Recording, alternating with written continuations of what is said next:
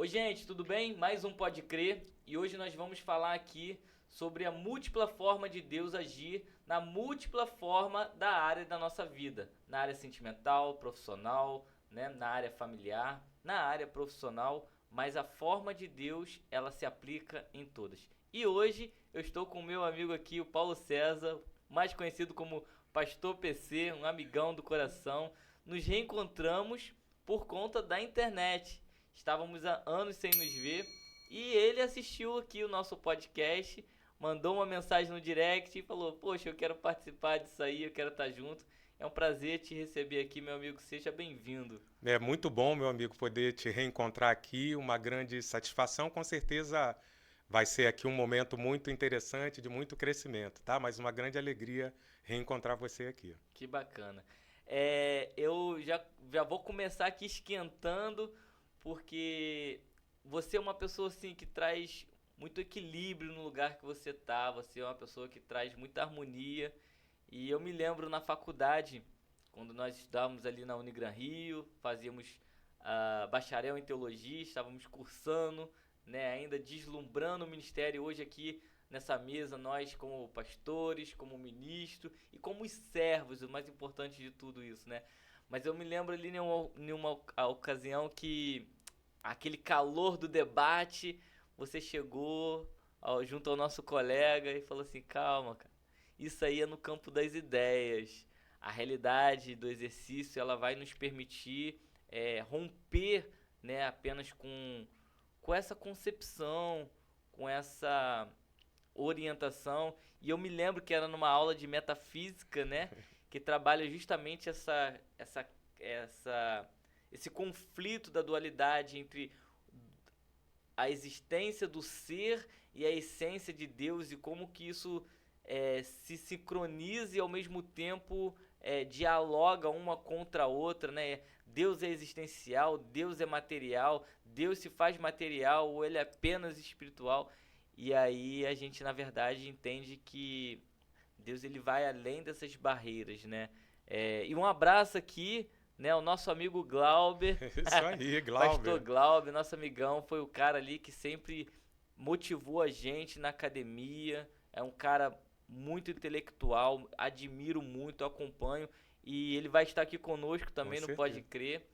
Mas vamos falar um pouquinho disso. Como é que você vê hoje o cenário do que nós vivíamos? Como que você vê a academia hoje, a universidade, nos dois aspectos, né? Será que mudou os conceitos de formação teológica e olhar de fora hoje você consegue enxergar assim, caramba, é, o seminário ele foi realmente apenas um degrau para um desafio maior que é o ministério? Eu sempre costumo dizer que a academia é importante, o seminário é muito importante, né? Nessas aulas, como você falou, eram aulas bastante polêmicas e a gente tentava de alguma forma pacificar. Eu acho que entre o que a gente viveu, né, naquele período e agora, o que muda muito é a questão da informação, né? Hoje a informação ela é muito mais divulgada, a informação ela está muito mais disponível por conta das redes sociais. Mas eu acredito que a teologia, ela como um passaporte para a pessoa ser um pastor, um vocacionado ser um pastor, é simplesmente um complemento daquilo que a pessoa já vive na sua comunidade de fé. Na Sim, igreja, na escola bíblica dominical, tem sentido falta, porque algumas igrejas têm abandonado a questão do ensino, né? E como foi importante, eu creio que para mim e para você também, o ensino inicial que a gente recebeu, né, ali na nossa comunidade de fé. Então, assim, vejo sim, a teologia hoje ela está muito mais ampla, né? Antes a gente cursava teologia para ser pastor, para exercer um ministério de educação, e hoje não, as pessoas fazem a teologia porque querem conhecimento e nem sempre ali o coração é um coração direcionado para vocação ou para um chamado. legal. Você falou vocação e chamado, né? Andam junto, mas são coisas distintas, né? Muitas pessoas têm a vocação, mas precisam cumprir o seu chamado. Isso, E eu vejo que às vezes as pessoas não cumprem o seu chamado porque não conseguem realizar a sua vocação. isso, Né? A gente estava falando aqui do termo gerúndio, indo, né? O isso. evangelho, Deus ele nos manda ir para cumprir uma missão. E nós sempre lemos assim, portanto, ide. Dá uma conotação de distância, de um lugar específico. E na verdade, quando a gente entende ali na etimologia da palavra, a gente vê que o texto ele é uma aplicação de gerúndio, portanto, indo. Indo aonde, né? Isso. Indo à minha casa, indo ao trabalho, indo aos ambientes que eu acesso. E alinhar isso na vocação e chamada é importantíssimo, né? Como que foi o seu despertar? Foi só a partir da academia, da universidade, ou o ministério já era desenvolvido porque você já tinha essa consciência? Eu logo no início, né, da minha conversão, ali com o calor do momento, né, de você estar fazendo parte de uma comunidade de fé, eu já pensava na questão da teologia, já tinha o desejo no meu coração de um dia ser pastor, só que naquele momento eu orei, né, eu falei, Senhor, é para eu fazer teologia ou administração? Naquele momento era para eu fazer administração. Então fui, concluí a minha formação e depois eu tive que ter o entendimento do tempo, né, de obedecer o chamado ali de fazer a teologia. Agora, é o que você falou, né? Se a gente pega lá, Marcos 15, 16, se não me engano, na King James ou na NVI, então, enquanto vocês forem pelo mundo, né? A gente lia muito como id. Olha, eu tenho que largar uma coisa para fazer outra. Hoje, no meu entendimento, você pode ser um instrumento de Deus e usado por Deus sendo um policial, um médico, um bombeiro, um advogado, um motorista de ônibus, alguém da limpeza, um Uber, não necessariamente na igreja e não necessariamente obedecendo um ofício pastoral no púlpito, né? Então é muito mais amplo, né? Hoje o meu entendimento leva a isso. Eu posso ser instrumento de Deus onde eu estiver, né? E é muito importante isso porque a igreja, a eclésia, significa chamados para fora, né? Então, portanto, aonde vocês estiverem indo, o seu chamado vai se complementar. Deixa eu dizer algo para você. O cego, quando ele passar a enxergar, ele vai abandonar a muleta dele, que ajudava ele a andar. E essa frase não é sobre cego. Então, o nosso ministério, ele vai ser exercido quando nós nos desprendermos de amuletos, de superstições, de crendices e até mesmo de justificativas para dizer que o agir de Deus só pode ser feito a partir de. Quando eu fizer um seminário, quando eu tiver uma posse, quando eu tiver liderando algo, não é sobre ter, é sobre ser. Isso é muito importante, né? E quando a gente fala sobre ser, a gente traz uma realidade também de dentro para fora. Exatamente. E nada melhor do que a gente olhar para dentro e enxergar a nossa família, né? Você tem uma experiência muito forte, familiar, de superação, né? Além das suas formações, eu acredito que a família ela foi fundamental para esse crescimento, né? Como se deu sua experiência com a família dentro do ministério? Sempre foi natural, porque é o seguinte, hoje eu tenho um Miguel de 7 anos, e a nossa rotina pastoral, ela exige muito dos nossos filhos uma responsabilidade, uma maturidade que eles não têm, eles são crianças. Isso aí. E uma coisa que eu sempre trato com a igreja, eu nunca imponho nada. Eu nunca condiciono meu filho e nem favoreço ele porque ele é filho de pastor. Ele é uma criança igual às outras. Mas a gente precisa conduzir. O exemplo, ele arrasta, né? É verdade. Mas foi trabalhoso para você também inserir nas atividades, conciliar tudo? Eu sempre considero que o nosso primeiro ministério é dentro de casa, né? É com os nossos filhos. Então eu tento, de alguma forma, ser exemplo, né? A Bíblia diz, ser exemplo para os fiéis. Então eu tento ali com as minhas filhas, hoje eu tenho a Vitória, né, de 20 anos, e a Amanda, com 12 anos, eu tento para elas ser exemplo. Ser exemplo como? Eu lendo a Bíblia, buscando a palavra de Deus, de modo que elas vejam na minha vida algo em que elas possam se inspirar. Nunca fui de impor, você me conhece há muito tempo, eu sempre fui mais a pessoa da negociação, né? Eu digo que lá em casa acaba combinando eu e minha esposa em relação a isso. A minha esposa é aquela que impõe mais e eu sou o Mediador. negociador, o mediador. Então a gente acaba meio que controlando, né, esses papéis. Em alguns momentos a gente precisa, sim, Sim. inverter esses papéis, mas ter esse entendimento, porque assim me preocupa muito o fato da gente ver muitos filhos de pastores, filhos de pessoas crentes fora da igreja. Por quê? O que que aqueles pais falharam? E tudo mais. Então, assim, o que eu procuro é dar atenção total às minhas filhas. Eu falo, tem momento que eu só atendo urgências e elas são sempre urgências, né? Um dia desse, a minha filha mais nova ligou, mandou uma mensagem, falou, pai, eu quero falar contigo. Falei, Amanda, eu só falo se for urgente. Ela, pai, é urgente. Aí eu atendi, falei, oi filha, o que que é? O senhor não depositou o dinheiro do meu lanche, o Pix do meu lanche. Falei, filha, isso é urgente. Mas, tipo, para ela e aí a sensação é essa, porque eu quero que essa experiência dela comigo seja, assim, um briefing do que ela pode buscar, claro, Uhum. na presença de Deus e com Deus e tudo mais, tá? Então, assim, eu procuro ser alguém que mostra no dia a dia uma conduta em que as filhas possam seguir sem impor. Eu sempre tento negociar e fazer com que elas entendam o que é certo ou errado e quais as consequências do erro. Uhum, muito bacana. E assim, além da formação teológica, você tem outras formações, né? Você tem administração, é especialista em gestão de saúde, tem MBA, em saúde, né? Isso é muito importante porque a aplicação da vocação e do chamado também se acopla muito nisso, né?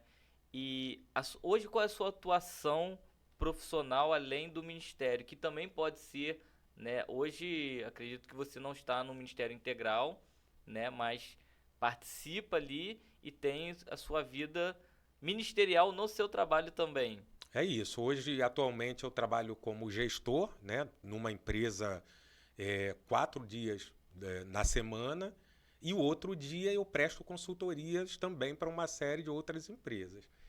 O interessante desse encontro, na verdade, com o trabalho que atualmente eu desempenho foi porque eu tive um filho, né, no ano de 2015, que ele nasceu com síndrome de Down, Paulo Vitor, né? A gente fez ali o pré-natal, junto com a minha esposa, estava tudo certo, eu na expectativa. Eu falei, cara, agora vem um garotão para eu poder levar para o jogo do Vasco, para sofrer junto comigo e fazer as coisas lá. E o período, né, do pré-natal foi tudo tranquilo.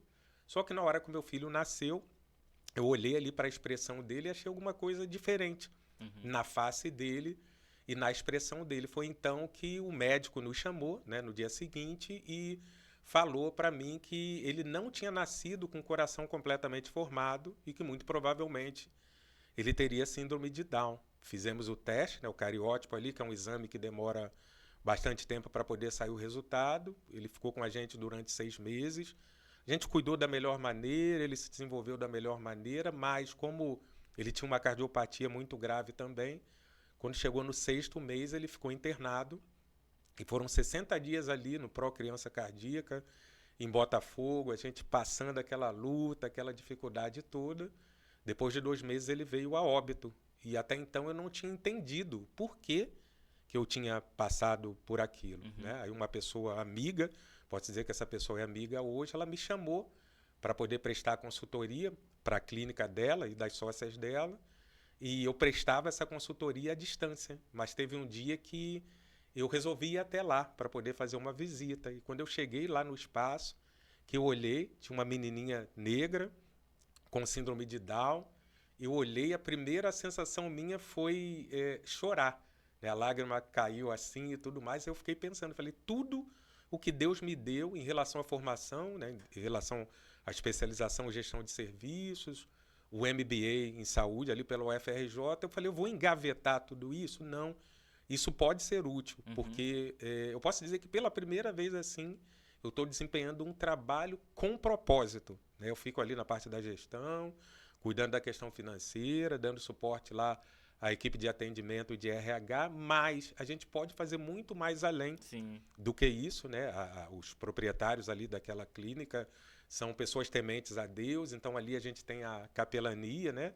Periodicamente, onde a gente se reúne, ora, tem sempre ali um tempo de quebrantamento Você, com as você, pessoas. você acha que essa sua experiência sua familiar com seu filho, com essa realidade especial, foi um legado que ele deixou para impulsionar, para catalisar muito mais a sua área de ação ministerial junto ao seu trabalho, para você de repente, sim, a gente já serve na nossa igreja, a gente já serve a Deus fazendo o nosso melhor no nosso trabalho, mas olhar o trabalho com essa ótica, com essa lente realmente que isso aqui é um propósito de Deus para minha vida e para que eu seja alguém abençoador na vida de outros. Você vê como um legado que Deus colocou o teu filho ali nas tuas mãos por aquele tempo, com toda essa condição de fragilidade, para que isso fosse um impulso na sua profissão? Com certeza. Eu não entendia, né? No momento ali que nasceu meu filho, tinha a Vitória e a Amanda, já estava tudo certo ali. Eu achei que eu não teria mais filhos, né? E acabou que veio o Paulo Vitor ali e eu não estava entendendo muito bem o que estava acontecendo. E quando eu passei por essa dificuldade toda, eu lembro que eu tentava ser forte junto à minha esposa, mas sempre tem um amigo com quem Exato. você chorava, né? E eu lembro que eu liguei para o Rogério Estrela, meu grande amigo, e eu chorei, falei, Rogério, eu não pedi nada a Deus, eu não precisava disso, tipo, a minha vida estava toda arrumada, por Uhum. que passar por isso? E eu lembro que foi ali uma enxurrada, assim, na minha vida e na vida da minha esposa, e eu não entendi. Alguém um dia chegou para mim e falou, Paulo, olha, você está passando por isso para poder te humanizar. Uma Caramba, amiga psicóloga falou isso. forte isso, hein? Humanizar. Eu falei, ué, mas eu não sou humano. E realmente, depois desse período muito doloroso, eu posso te dizer que essas dores eu sinto até hoje, ainda dói, mas de fato elas me tornaram mais sensível Uhum. à dor do outro, né? Uma dor do outro ali. Logo na sequência da perda do meu filho, desencadeou uma questão de ansiedade. Ali eu tive muita dificuldade. Então, assim, as pessoas dizem, ansiedade é bobeira e tal. Não é. Eu senti na minha própria pele, Uhum. na minha própria carne, eu senti aquela dor. Então, assim, de alguma forma, eu falei um dia para Deus, falei, Deus, me usa da maneira que o Senhor quiser, da forma que o Senhor quiser. E aí essas dores vieram. Claro que se eu tivesse que escolher essas dores, eu não as escolheria, Sim, mas eu tenho certeza que tudo o que aconteceu na minha vida e tudo que acontece é para que de alguma forma o nome do Senhor seja glorificado. glorificado. E hoje eu vejo isso, desempenhando uma função de trabalho onde há possibilidade de você, através do seu testemunho, das oportunidades que você tem de aconselhamento, de oração, você testemunhar aí o nome do Senhor. E eu tenho certeza que essas coisas cooperaram.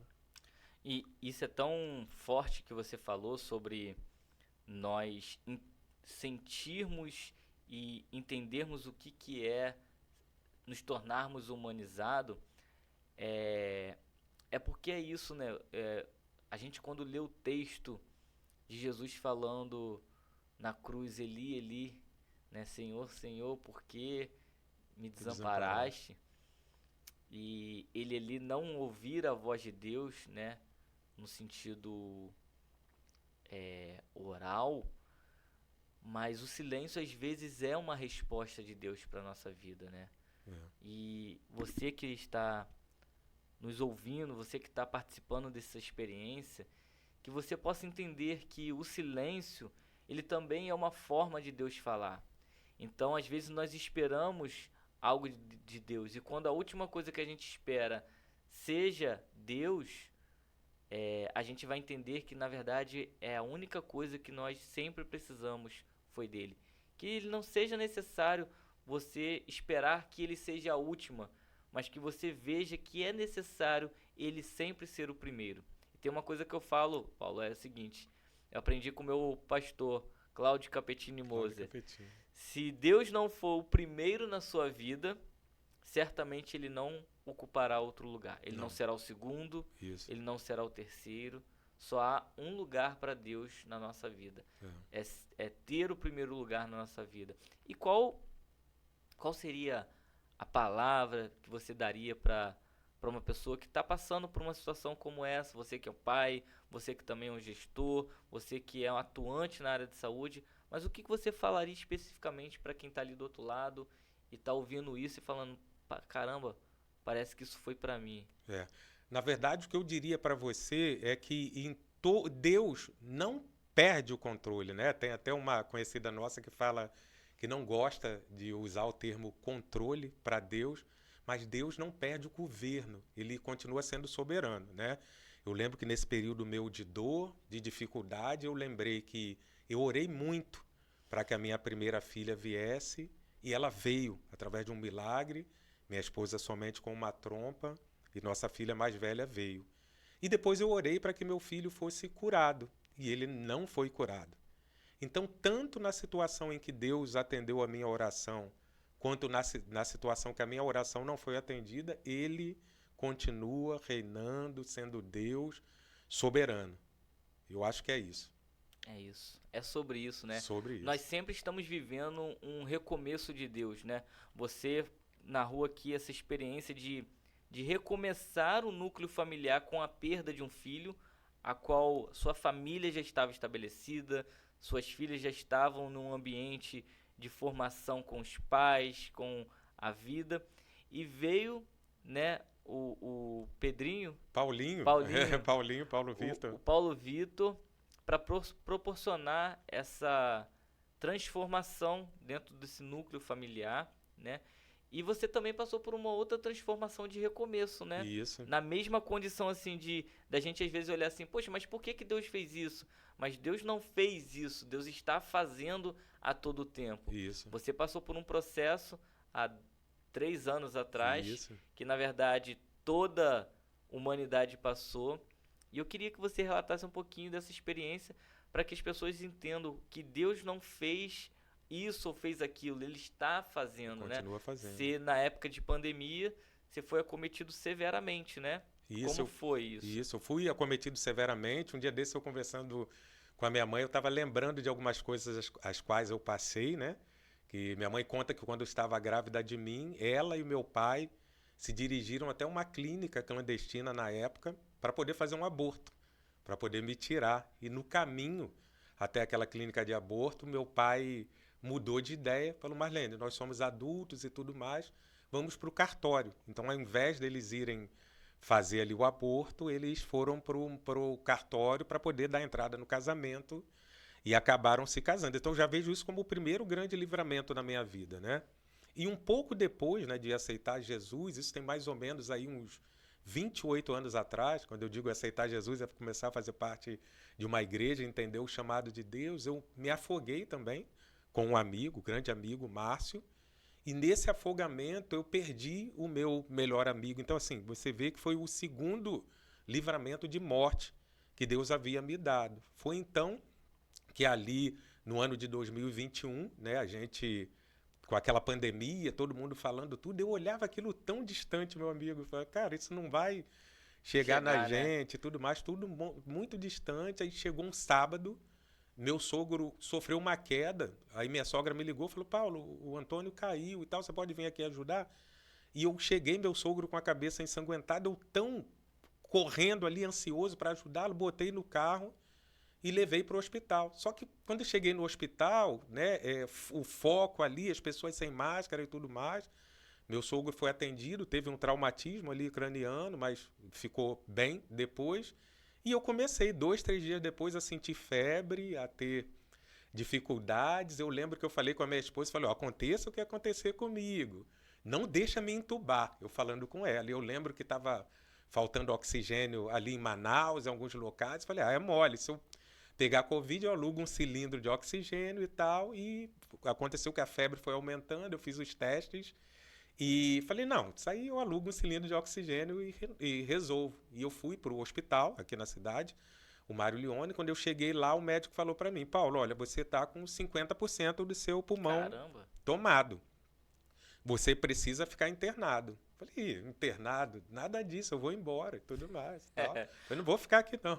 Mas você tem medo de hospital? Não, homem, você sabe como é que é. Homem, você sabe como é que é, né? Eu falei: poxa, eu vou embora. E fui embora. Liguei para o lugar que alugava lá o oxigênio e tal. E nisso, uma grande amiga, Lidiane, essa amiga que me chamou lá para poder prestar consultoria e hoje está administrando a empresa a qual ela é sócia, ela falou: o que você está fazendo em casa? E pediu para falar com a minha esposa. Ela falou: Lucimar, manda o Paulo ir para o hospital, ele não pode ficar em casa e tal. Tanto que quando eu voltei para o hospital, o médico riu.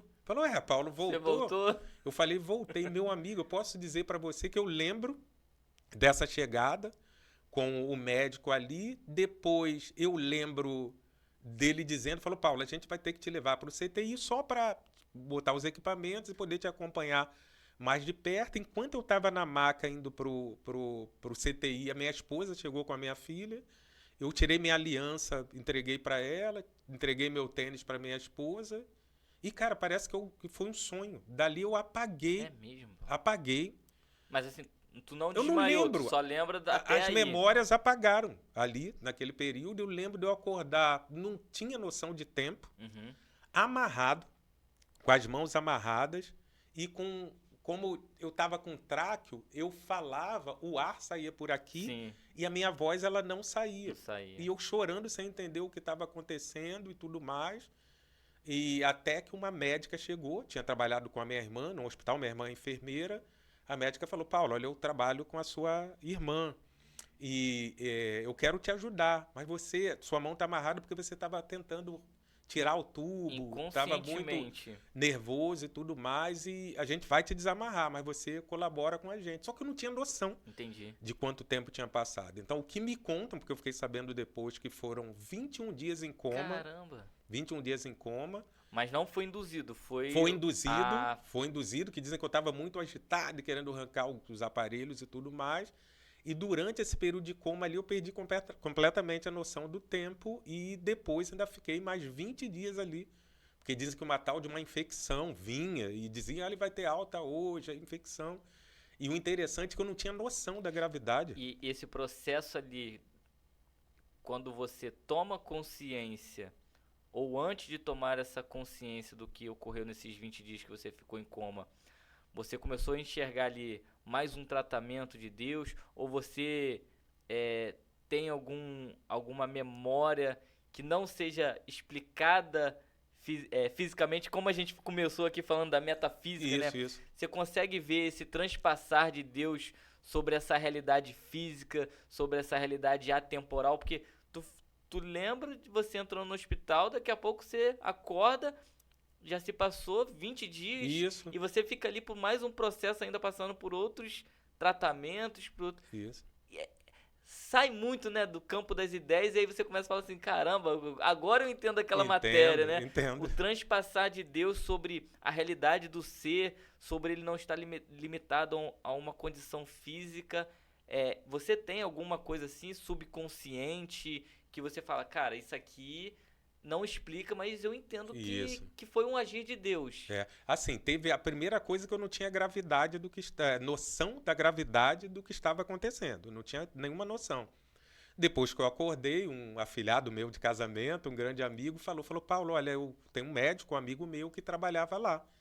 Ele falou, você gosta do Paulo? Ele falou, claro, ele é meu padrinho de casamento. Ele falou assim, vem se despedir dele, que de hoje ele não passa.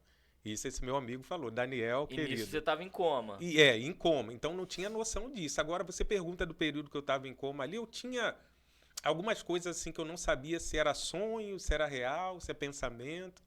Eu lembro ali que no período de coma teve um dia que eu acredito que dentro do coma, eu não sei se era um sonho dentro do coma ou coisa do tipo, que eu estava num avião e tinha uma enfermeira que ela ficava ali com algodão, molhando o algodão e colocando na minha boca, que eu acho que era uma coisa real que acontecia, só que na minha mente o que acontecia? A enfermeira, isso num sonho muito provavelmente, dizia assim, olha, o ar está acabando, o oxigênio está acabando e todos nós vamos morrer. E desde que eu sou mais experiente, eu fico aqui cuidando, eu vou molhando a sua boca para a gente poder caminhar. E ali, ainda em coma, era como se eu acordasse e falasse com ela, ué, você não falou que a gente ia morrer? Ela falou, não, eu estava brincando e tudo mais. Então, assim, se confundia, né? Ali, durante o período de coma, eu lembro que parecia que eu ia para um país tipo como a Nicarágua, e ali me era mostrado o sofrimento das pessoas. Eu falava, olha, o sofrimento que as pessoas estão passando e tudo mais. Tem muita gente apoiando isso, só que era tudo muito confuso. Eu não tinha noção do que estava acontecendo no momento, né? Mas eu via, sim, que estava acontecendo alguma coisa muito sobrenatural. Eu só tive noção real, né, no dia que o médico falou assim, Paulo, vamos embora, vamos para casa agora. Aí eu comecei a chorar.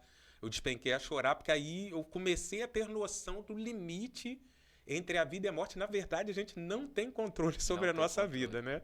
Mas a gente acha que tem. E quando vem essas dores, acaba que a gente, de fato, tem noção de que não existe controle, né, sobre a nossa vida. Só que, mais uma vez, eu vi o livramento de Deus.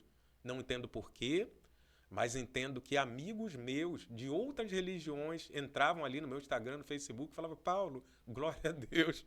Paulo, louvado seja Deus. Paulo, Deus é bom, que milagre. Então, assim, de alguma forma, isso foi sim, né, para que o nome de Deus fosse glorificado, apesar de eu não entender. A pessoa perguntava: você gostaria de ter passado por isso? Claro que Não, com não. certeza. Mas passei Aham. e até então, eu posso dizer que até aqui nos ajudou, o Senhor até E aqui esse me momento ajudou. não é só difícil para quem está ali, né? Igual quando você fala que você toma consciência e seu subconsciente, né, antes de você voltar, eles precisaram te falar: olha, você estava amarrado porque você estava mesmo inconsciente tentando, né, tirar as coisas e tal.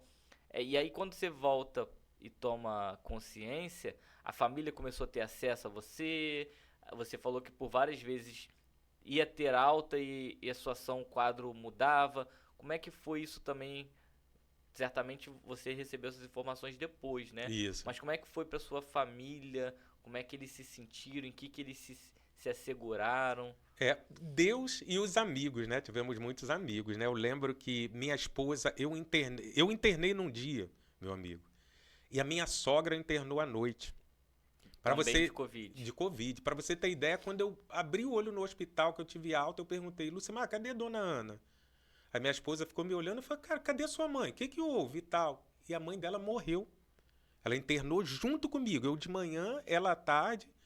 É o que me conta que uma semana depois ela acabou falecendo. E minha mãe, né? Minha mãe, ninguém dizia o que estava acontecendo. Ela falava: cadê o Paulo e tudo mais? Me chama, Paulo César, ela me chama de César, né? Cadê o César?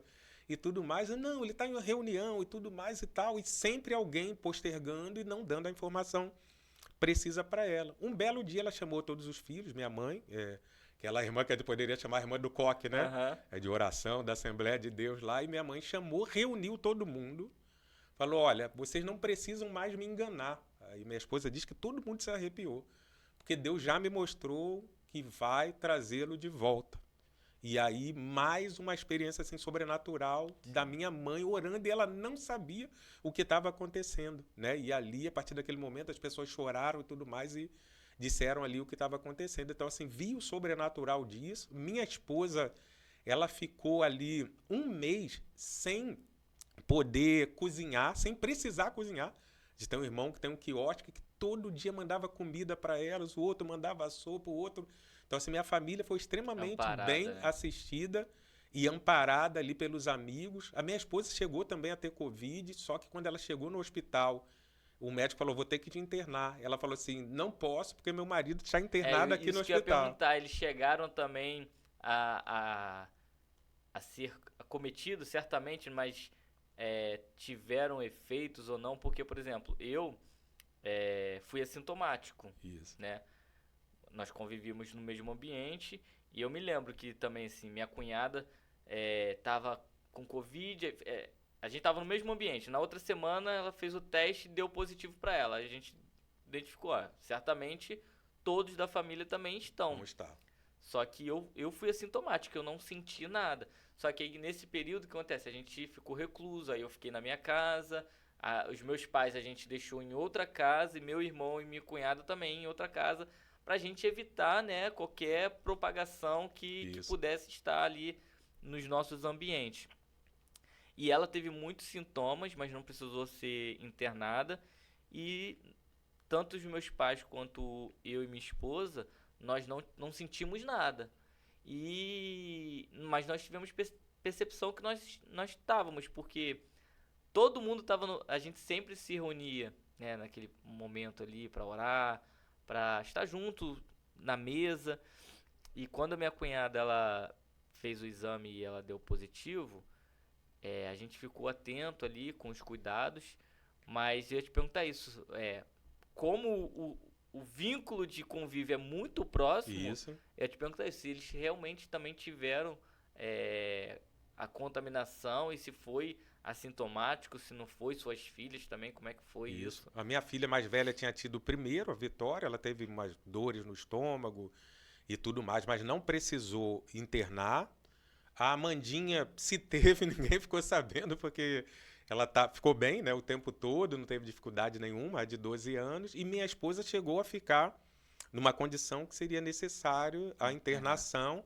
Mas quando o médico olhou o prontuário, falou, quem é seu marido? Aí quando olhou, falou Paulo César. Falou, então tá bom, vamos tentar tratar em casa. E aí a minha esposa foi para casa. A gente teve algumas pessoas assim muito queridas, né? Até por conta de convivência na igreja, né? Quando chegou no hospital ali, tinha a Bruna, que era uma enfermeira, que foi minha jovem na igreja. Tinha a Isabelle, que também ia lá sempre cuidar de mim, Pessoas que você que já tinha congregava na liderado, que igreja com legal. a gente, né? Teve a Vanesca, que é uma médica, né? Ela lá da Bahia, mas durante o período que ela estava estudando aqui, ela também congregava com a gente ali na igreja.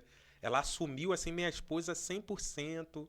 Minha esposa diz que foi uma injeção que ela passou na época que levantou e Isso é tudo muito mais. bonito no seio da Muito. igreja, né? Esse pertencimento mesmo de nós cantarmos uma família, Isso. né?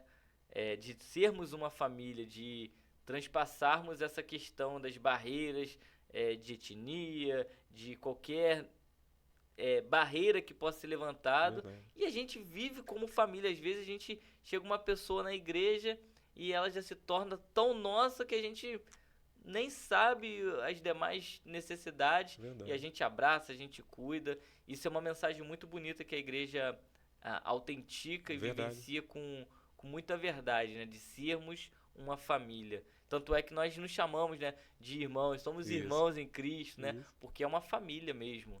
É verdade. Assim, uma família, a gente se sentiu muito amparado. Eu não tinha noção de quanta gente era amada. Eu até brinquei com a minha esposa porque eu administro, né, essa empresa e presto consultoria para outras, né? E aí eu fiquei internado ali os 41 dias, depois foi mais ou menos uns 40 e poucos dias também para se refazer, poder voltar às atividades. Então fiquei uns 90 dias fora do ar, né? Fora de combate ali. Quando eu fui olhar minha conta, eu falei com a minha esposa, eu falei, tô rico, eu brincando com ela. Por quê?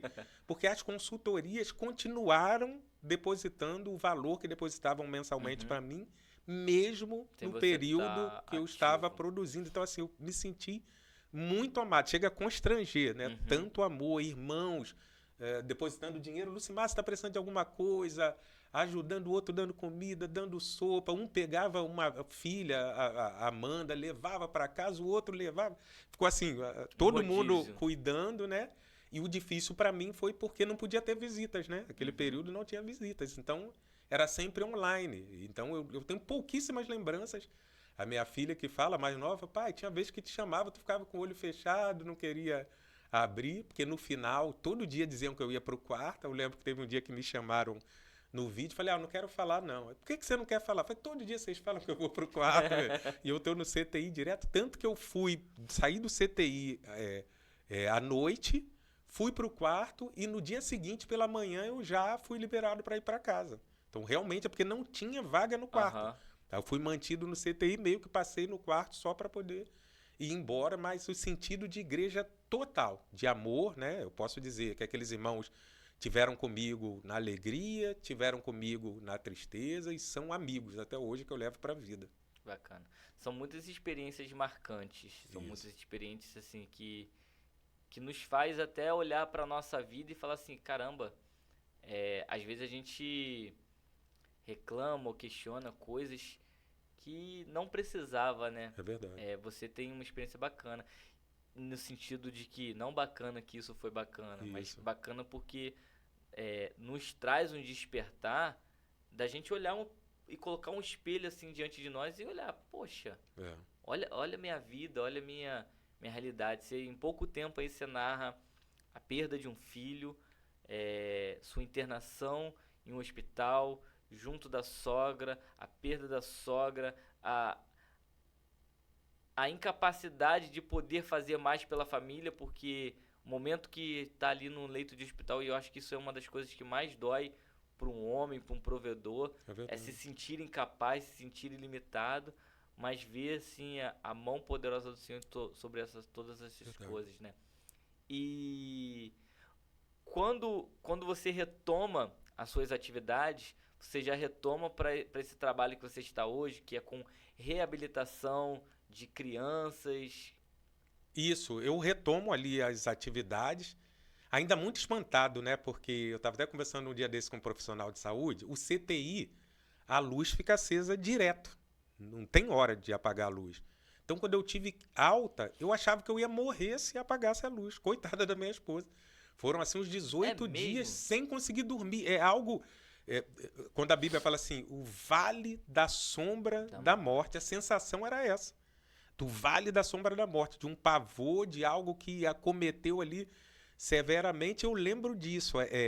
Eu fiquei espantado com as notícias, né? De que eu quase morri, de que mandaram despedir a foto, de que eu Não, e tive que quando ficar você saiu já era um outro mundo, né? um outro mundo, de ficar pronado e tudo mais. Então eu fiquei muito espantado no pós-alta, digamos assim. E teve um dia que minha esposa falou, a gente ainda assistindo um culto online, ela falou, Paulo, até hoje você não agradeceu pelo que Deus fez contigo. E de fato eu não tinha, eu estava espantado sem conseguir entender o que estava acontecendo. Aí foi então que eu ajoelhei com ela na sala, falei, ora por mim. Ela botou a mão em cima de mim, eu falei, Senhor, te agradeço por tudo que o Senhor fez na minha vida. Aí eu comecei de fato a experimentar a cura de uma maneira total, mas pós internação ainda tinha uma dificuldade. Então voltei, né, retornei para as atividades, né, para essa clínica lá de reabilitação que eu ajudo e vejo um trabalho ali muito, com muito propósito, né, porque as donas têm o coração em Deus.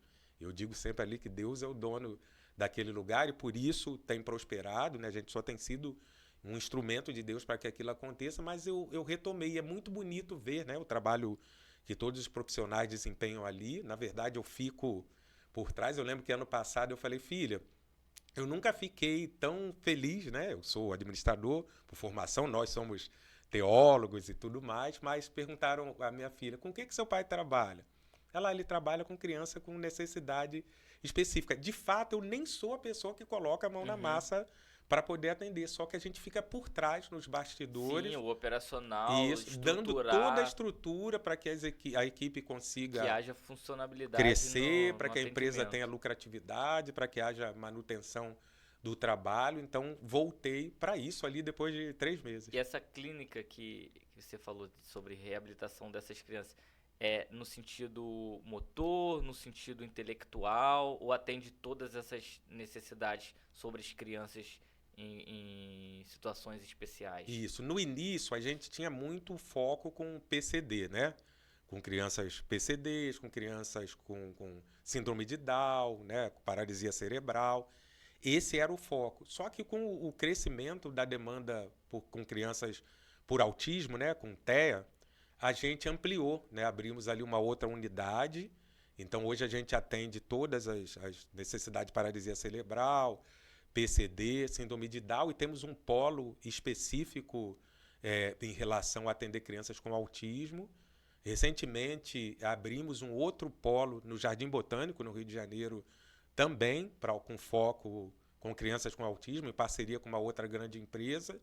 E agora a gente está se preparando aí para abrir uma área TIM. A gente já alugou um imóvel e nesse imóvel ali a gente está com o projeto de fazer um atendimento específico, porque nossas crianças estão crescendo, né? Sim. Com uma estrutura mais TIM, que pegue adolescentes e Ah, tudo mais. deixa aí os canais de comunicação, que eu acho que é muito importante. Lá na igreja, nós temos todo ano, desculpa, faz parte. E faz parte. Nós temos todo ano uma palestra sobre o espectro autismo, onde a gente leva psicopedagoga, nós levamos profissionais da área da saúde, familiares responsáveis, pais que lidam dia a dia, né?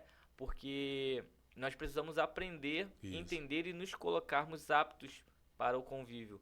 Porque na verdade eu aprendi, né, que eles não têm necessidade, eles estão inclusos na verdade no mundo deles, mas nós precisamos nos aperfeiçoar para atender essa Isso. necessidade, É verdade. né? E não é uma doença, o Não. espectro autismo não é uma doença, é uma condição e nós entendermos, nós vamos melhorar a condição dessa pessoa, dessa família. Então deixa aí os veículos de comunicação para que a pessoa que tem alguém, que tem um familiar, que tem alguém próximo que queira saber um pouco mais, que de repente vai ser, né, o instrumento, o veículo que vai ajudar essa família, né, sobre essa inclusão, sobre esse amparo, sobre essa ressocialização.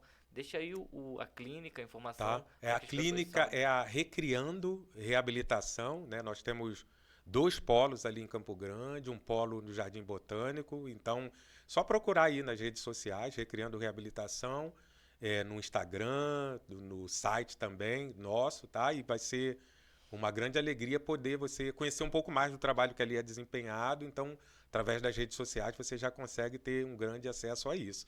E falando, né, a gente costumava dizer no passado, criança com necessidade especial, né? E hoje é dito muito criança com necessidade específica, porque necessidade todos nós temos, Sim, né? exato. Necessidade de nos alimentar, de alguém cuidar da gente quando a gente é pequeno, só que a criança ali dentro do espectro autista, uma criança PCD, ela vai ter uma necessidade específica. E nem sempre a sociedade ela teve preparada para lidar com isso. Hoje eu fico feliz, né, de já ver as igrejas se movimentando, Sim. as escolas estão tendo que também se movimentar para poder conseguir trabalhar com esse público, que é um público que sempre esteve aí, que faz parte da nossa sociedade. É verdade. E são as lentes que nós precisamos sempre colocar, né? Quando nós olhamos o Evangelho e vemos Jesus falando sobre esse ir, ele nos dá essa cosmovisão, da gente entender essa pluralidade dessas necessidades. Costumo dizer, né? O óbvio precisa ser dito e o simples precisa ser feito. Verdade. Né? O Evangelho ele é boas novas, mas é boas novas para quem? Para o quê? Isso. Então, quem tem fome precisa de comida, quem tem frio precisa de coberta, de agasalho, mas quem tem uma outra necessidade precisa também de amparo, de respeito, de inclusão. Então, esse é o nosso papel também como igreja. Nós falarmos e sermos um megafone, um amplificador para anunciar, né, essas boas novas. E sobre esse anúncio, né, você também atua com o Ministério de Casais, de Família, isso. que também é desafiador, né, porque meu pai fala assim, família só muda de endereço. É verdade. Porque o script tem sempre aquele padrão ali, né, das dificuldades financeiras, das barreiras sentimentais que precisam ser trabalhadas, quebradas entre os cônjuges, entre a criação dos filhos, porque o mundo mudou, o século, o entendimento, a aplicação. Então é muito desafiador, mas no final é prazeroso, né? Você construir, colaborar ali com essa grande obra. É verdade. Eu costumo dizer que se você quer um carro, né, você treina para poder tirar a habilitação. Se você quer se formar para ser um enfermeiro, você estuda. Agora, pouca gente tem se preparado para a vida conjugal, né? E poucas pessoas têm buscado ajuda. Eu sempre digo, eu vou fazer 27 anos de casado, né? E para mim, como foi fundamental aquele aconselhamento pastoral no início, ali com o pastor Almir Rodrigues na época, isso foi fundamental. E a gente tem sentido falta disso. É verdade. Né? E as pessoas, quando passam pela dificuldade, porque hoje a sociedade está muito líquida, né? Então, teve problema, se separa. Não, e tem muito aquilo também. As pessoas, às vezes, ficam condicionando um estereótipo de perfeição. Colocam um véu de... não, as pessoas não podem saber que a gente briga, que a gente tem dificuldade. E quando chega para a igreja, para a liderança, já chega numa condição que você fala assim, mas por que deixou chegar nisso aqui? É verdade. Por que não pediu socorro antes? Não pediu, né? Porque assim, são pequenos problemas que criam grandes situações. É verdade. E quando vê, o balde já transbordou e agora tem que tirar todo esse excesso, secar, e o processo é maior, né? É muito maior, né? Então a gente procura dar esse suporte. Eu digo que Deus veio nos preparando para isso, né? Eu e minha esposa, a gente ficou muitos anos trabalhando com adolescentes, ficamos muitos anos trabalhando com jovens, E nesse período de adolescentes e jovens, ela até não gosta que eu fale, que ela fala que parece arrogante, né? A gente foi padrinho de casamento 24 vezes, fora agora como pastor, as cerimônias de casamento desses nossos antigos jovens que a gente celebrou. Então, assim, a gente sempre teve Aham. envolvido com a família de maneira geral, né? Hoje a gente trabalha ali com o curso Casados para Sempre, né, ministrando esse curso Casados para Sempre, eu e minha esposa, e nos alegra muito, é algo que a gente faz com muito amor, né, de se envolver com a vida das pessoas, de tentar ser útil, de tentar fazer, a gente já pegou algumas situações muito densas e muito complicadas, mas a gente viu Deus agindo, via a força do mal querendo separar o casal, e de fato via Deus agindo na restauração do casamento. Então hoje está muito fácil, né? As pessoas vão aí 3 casamentos, 4 casamentos e preferem não lutar pelo seu casamento. Eu sempre costumo dizer, né? Porque quando a gente ali nos votos diz, né? Até que a Que é morte morte. nos separe, na alegria, na tristeza, na saúde, na doença. Eu sempre digo, quando a gente diz isso, a gente não tem noção de que tamanho pode ser essa Sim. tristeza. Não tem noção de que tamanho pode ser essa doença. Não tem noção de que você deverá estar com aquela pessoa todo o A tempo. fala é platônica, mas ela precisa ser encarnada, né? Isso, Ela é muito bonito falar na muito alegria e bonito. na tristeza, e fala rindo, né? É, E a gente vê realmente isso, né? Essa sociedade líquida que traz diluez é mesmo no convívio verdade. familiar. Eu tenho acompanhado alguns cenários e tenho dito muito isso, né? Sobre a base de muitas coisas. Tem que começar com É respeito. verdade. Se você quebra o respeito na construção do relacionamento, você Já não vai construir dificulta. nada sólido, porque você está quebrando o respeito. E aí a gente sempre fala muito isso sobre relacionamento para jovens e para início de namoro, de convívio. Começa a observar essa pessoa dentro da casa Isso, dela, como trata os como pais. os amigos, né? Porque são os reflexos do que É está em verdade. torno, do que ele já tem como intimidade, do que ela já tem como intimidade. Porque nós, com os nossos íntimos, nós revelamos quem nós somos. Verdade. Aqui contigo, eu sou um É, cara. é, Me coloco bem, penso no que eu isso. vou falar. Mas dentro de casa, eu falo com a minha mulher com Como é? É intimidade. verdade. Entendeu? Às vezes a gente não pede nenhum por favor, por quê? Porque tem intimidade. Isso. E não é sobre isso, mas é sobre os princípios, É né? verdade. Então, assim, eu lembro que no meu relacionamento com a minha esposa, a gente sempre colocou as coisas muito bem estabelecidas no diálogo, nos projetos. E na época que a gente começou a namorar, eu falava assim com Deus. Eu tinha ido para campo missionário 2 vezes. E eu falava assim: Deus, eu não posso perder tempo. Então, me conduz a escolher alguém Verdade. que entenda o propósito de um ministério, que entenda o propósito da obra de Deus. E nós éramos muito novos, mas ela sempre trabalhou desde cedo, então ela sempre foi muito madura, muito responsável, e olhava assim, uma igreja gigante que nós congregávamos, aquela juventude, eu olhava o cenário assim e falava: caramba, tem tanta menina aqui de Deus, mas que, sabe, eu não é só estar na Isso. igreja, ser da igreja, ter bom caráter, isso tudo é É fundamental. verdade. Isso, na verdade, é protocolo padrão. Padrão, é Mas verdade. você tem que identificar sobre a sua realidade, sobre o seu contexto, sobre os seus objetivos. E eu via nela tudo isso e a gente foi construindo junto. Então, assim, essa questão de liquidez, as pessoas estabelecem algo por emoção, É verdade. sabe, por objetivos físicos, palpáveis. E relacionamento, casamento tem a ver com respeito, tem a ver com escolha. Porque vai ter dias Com que, renúncia. com renúncia, vai ter dias que você não vai estar amando a pessoa que você está É casado. verdade. Caramba, pastor, como assim? Vai ter dia que você vai estar com raiva, vai estar Isso. triste, mas o respeito vai estar ali, Continuar. né? A aliança vai estar ali. Então, assim, casamento é uma escolha diária. Isso. Porque separar é uma escolha, mas é o caminho também, às vezes, mais fácil. Às Mais vezes é o fácil. caminho covarde.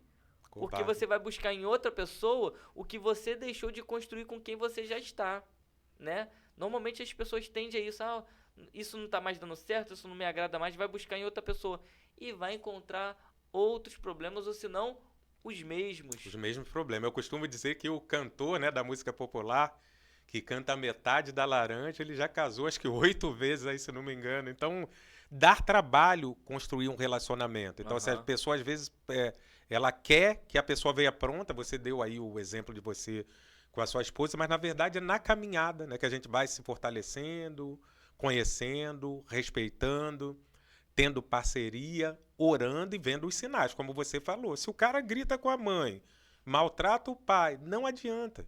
É grosseiro, né? A gente tem lidado muito com questão de violência também. Sim. O cara que segura o braço da menina e balança no período do namoro é o cara que vai bater como casar. Então, assim, a menina ela já tem que ter esses sinais. Aí depois fala. Eu tive uma situação dessa, que eu fui socorrer uma pessoa. Eu lembro, né, que a pessoa falou assim: eu vou casar, Paulo. Na época eu ajudei, fizemos lá o chá de panela, né, que Aham. fala, ajudamos e tudo mais. Falei, você tem certeza que essa pessoa é de Deus? A pessoa virou para mim e falou assim, Paulo, eu tenho certeza que é de Deus, beleza. Um belo dia, eu e minha esposa estávamos na escola bíblica dominical, essa pessoa ligou para mim, essa moça, falou, Paulo, socorro, vem aqui, vem aqui. Pegou o carro, eu e Lucimar, chegamos lá na casa dessa moça, ela sangrando, abortando. Eu falei, cadê seu marido? Ela foi embora, me traiu com a vizinha e tal. Aí ela virou para mim e falou assim, Paulo, onde está Deus agora? Eu falei, Deus está no mesmo Sim. lugar onde estava naquele dia que eu te perguntei se era vontade de Deus ou não. Você lembra? Ele está no mesmo lugar. E as pessoas impõem a Deus uma coisa que é pessoal e E isso, sentimento delas, e depois elas mesmas ficam até mesmo ou com vergonha ou com essa palavra de imposição. e isso, Ah, Deus mandou, e ah, isso, é de Deus. E na verdade, quando as pessoas usam muito esse termo, isso. eu paro e falo assim, escuta. Já teve muito disso, pessoas chegar e falar assim, Deus falou comigo isso, isso, isso, o que, que o senhor acha? Eu falei, eu acho? Eu não tenho o que achar. Você falou Pera aí, contigo? você tá falando que Deus falou contigo. Já é uma palavra soberana. Isso. Mesmo que eu achasse alguma coisa, Não tenho nem direito caberia de... a mim. Mas vamos lá, vamos olhar aqui pro que a palavra diz, que é a voz de Deus. Vamos ver os princípios de um contexto. Verdade. É, e as pessoas espiritualizam essa fala, ou põem uma fala de autoridade para autenticar um sentimento que não tem problema. Ah, é a pessoa que eu amo, é a pessoa que eu quero, é a minha Isso. escolha. Ok. Ok. Não Mas atribui assuma a não responsabilidade. Né? atribui a Deus, né? Porque nós precisamos lidar com responsabilidade, Verdade. com as nossas escolhas e as consequências disso. Como eu disse, não tem relacionamento perfeito, não tem família margarina, Isso. não tem. Famílias são construções, famílias vão ter problemas diários, semanais, mensais, às vezes problemas repetitivos, Isso. cíclicos, que vão ser precisado trabalhar para quebrar alguns vícios tendenciosos, Isso. algumas construções estruturais que foram estabelecidas na Isso. vida de alguém e é errada. É verdade, porque padrões de comportamento, né? Que você fala assim, a mãe engravidou com 16, a filha agora engravidou com 16 anos, parece maldição. Aí quando você vai olhar, há um histórico ali de padrão de comportamento. As pessoas se comportam do mesmo jeito. Reflexo. O resultado será o mesmo, né? Então, assim, não dá nada de maldição nisso. E a gente tem que começar a se responsabilizar pelos nossos relacionamentos. Eu estou muito preocupado porque a gente tem visto líderes, né? Aí no terceiro casamento, no quarto e tal, tá tudo muito fluido, né? E a gente tem que ter um padrão aí de se posicionar em relação a preservar a família de forma que Deus dá, né? E o pacto que a gente faz lá com a nossa mulher, que é até que a morte nos separe. Enquanto a morte nos separa, vamos seguindo, amando, respeitando, sendo fiel. Eu acho que é por aí. É isso aí. É sobre isso, né? Sobre é sobre isso. Eu queria fechar aqui esse momento te agradecendo mais uma vez, né? Acho que a gente vai sentar aqui para fazer essa mesa com mais colegas. Com certeza. O Glauber tá para vir aqui, mas eu vou lembrar ele desse dia lá da metafísica. E a gente quer, com essa mesa, trazer essa proposta de diálogo, de conversa, né? A gente não tá aqui num debate Verdade. sobre tese A, sobre tese B, mas nós estamos aplicando e compartilhando uma vida ministerial. Porque às vezes as pessoas olham pra gente como pastor enxerga a gente tão É distante, verdade. enxerga a gente no púlpito, enxerga a gente em um cuidado de uma atenção e deixa de enxergar a gente como irmão, É como verdade. amigo, né, como pessoas, Como humanos, como essas pessoas. pessoas, né, como pessoas normais. E a minha proposta dessa mesa aqui é isso, é a gente mais do que ter textos bíblicos decorados para apresentar como bons teólogos, Verdade. é a gente com simplicidade conversar sobre o nosso dia, sobre as nossas experiências peculiares, que a gente vê a ação de Deus e compartilha, e talvez essa realidade desse diálogo de hoje tenha falado contigo sobre a experiência de um pai, da perda de um filho, sobre a experiência de um chefe de família, de ficar numa situação dependente exclusivamente do Senhor, limitado por não poder fazer nada além do que orar e pedir a Deus que mantenha sua família quando estava internado, ver um profissional que se preocupa em entregar o seu melhor no ambiente de trabalho, porque ele entende que o ambiente de trabalho não é para apenas trabalhar, mas é para ser um veículo do propósito divino de Deus. Ver aqui um líder espiritual que aconselha, que é amigo, mas que também tem seus momentos de dor, de dificuldade. Então eu queria te dizer o seguinte: grandes realizações não são feitas por impulsos. Grandes realizações são construídas por pequenas realizações. Então o que você precisa realizar, você realize. Realize o seu crescimento profissional, realize o desenvolvimento familiar com respeito, com responsabilidade. Realize seus desejos na vontade de Deus, mas realize. Eu costumo dizer assim, né? Agindo Deus, agindo eu. Para Deus agir, eu preciso contribuir também É verdade. com a minha ação. Então que a cada um a qual essa mensagem, que esse anúncio chega, que você tenha a sua ação alinhada com a vontade do Pai. Paulo, As palavras finais aqui, eu queria dizer para você que se você não puder mudar o mundo, que você possa pelo menos transformar o mundo ao seu redor, sendo sal da terra, sendo luz do mundo e cumprindo aquilo, né? Você como imagem e semelhança de Deus, tornando o mundo bem melhor. Que Deus abençoe vocês e uma grande satisfação poder ter passado esses momentos aqui contigo, bacana. Obrigado tá? pela sua presença, meu amigo. Tamo junto. É isso aí, gente. Esse aqui é mais um Pode Crer. E nós ficamos por aqui. Assista os outros vídeos. Comente, compartilhe essa mensagem e as outras, porque isso é um veículo abençoador para sua vida e para a vida de alguém, certamente. Um forte abraço. Até o próximo encontro.